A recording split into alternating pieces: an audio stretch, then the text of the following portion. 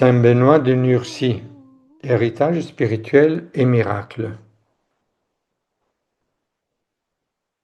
Ora et labora. La devise est étroitement liée à la règle bénédictine, écrite par Saint Benoît de Nursie. C'est un principe qui invite à une vie équilibrée, où la prière et le travail se fondent et se complètent mutuellement.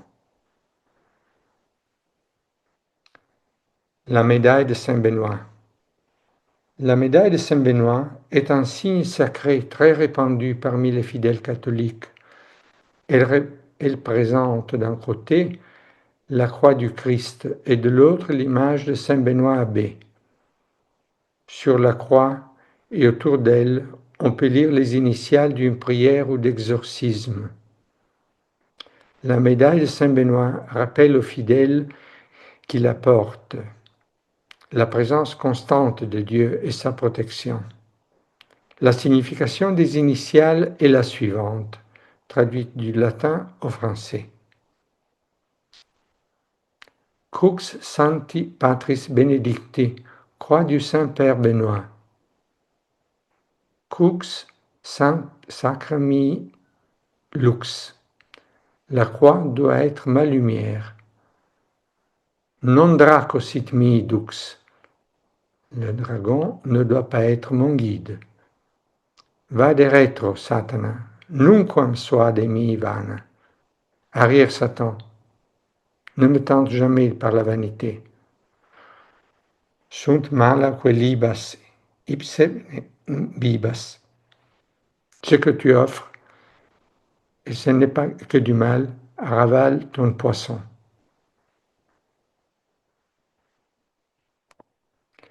Miracle d'un enfant ressuscité.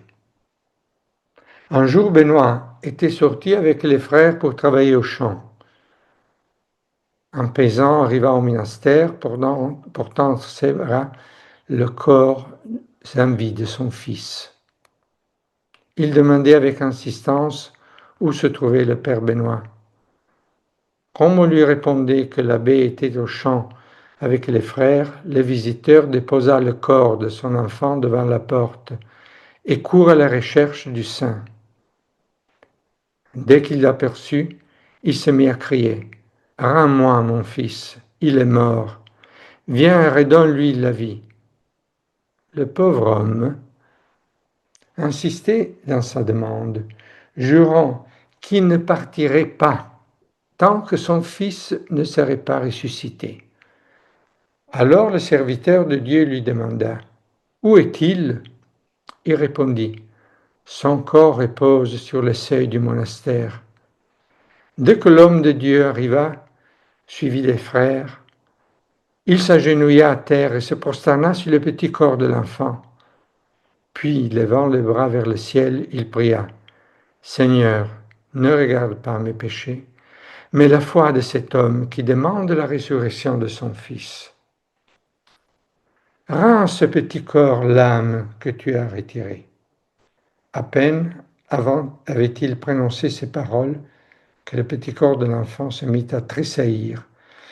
Et sous les yeux de tous les présents, on le vit frémir et palpiter d'un mouvement miraculeux. Le saint le prit alors par la main et, vivant et en bonne santé, il le rendit à son père.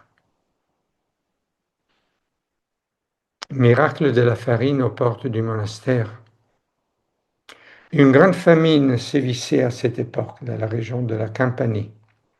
Même dans le monastère du père Benoît, le blé était épuisé. Les pains avaient presque tous été consommés, si bien qu'un jour, à l'heure du repas, on n'en trouva pas plus que 5. Le vénérable père les voyait contristés.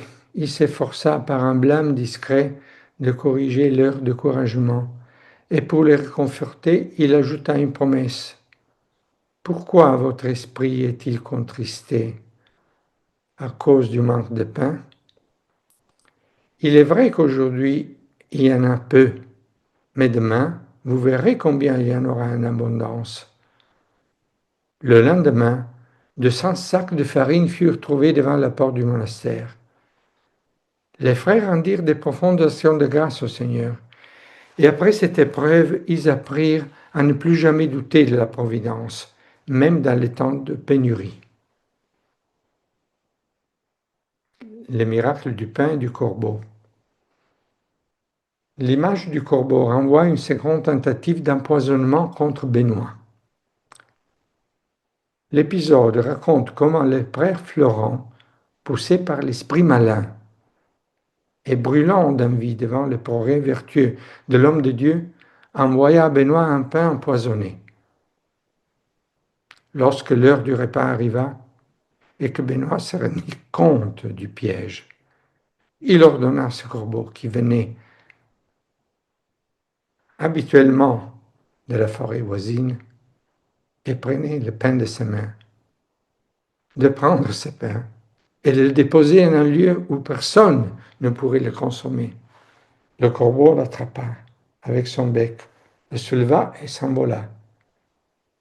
Selon certaines interprétations, cet épisode du corbeau et du pain ferait écho au prophète Élie, à qui le corbeau apportait du pain et de la viande le matin et du pain et de la viande le soir. Premier livre des rois, 17, 6. Les miracles de Sainte Scolastique qui défie son frère Saint Benoît. Lors de leur dernière rencontre, Scolastique demanda à son vénérable frère de pouvoir prolonger l'entretien jusqu'au lendemain matin. Mais Benoît s'y opposa pour ne pas violer la règle. Scolastique implora alors le Seigneur, en fondant en larmes, de ne pas faire partir son frère. Tout de suite après, une tempête inattendue, avec un vent violent, contraignit Benoît à rester, et ainsi la sœur et le frère continuèrent à s'entretenir toute la nuit. Il faut noter que la première réaction du Benoît face à l'averse inattendue fut la contrariété. Dieu Tout-Puissant te pardonne, ma sœur. Qu'as-tu fait? Et Scolastique répondit, tu vois, moi je t'ai supplié et lui m'a exaucé. À présent, tu peux partir. Laisse-moi et retourne au monastère. C'est une revanche de la sœur qui ne put déplaire au frère. Bien-aimé. Justement, c'est lui qui avait enseigné à s'adresser dans les difficultés à celui qui tout est possible, à qui tout est possible. Voilà ce qui est remarquable dans les dons féminins de Scolastique, la douceur, la constance et aussi l'audace pour obtenir ce qu'elle désire ardemment.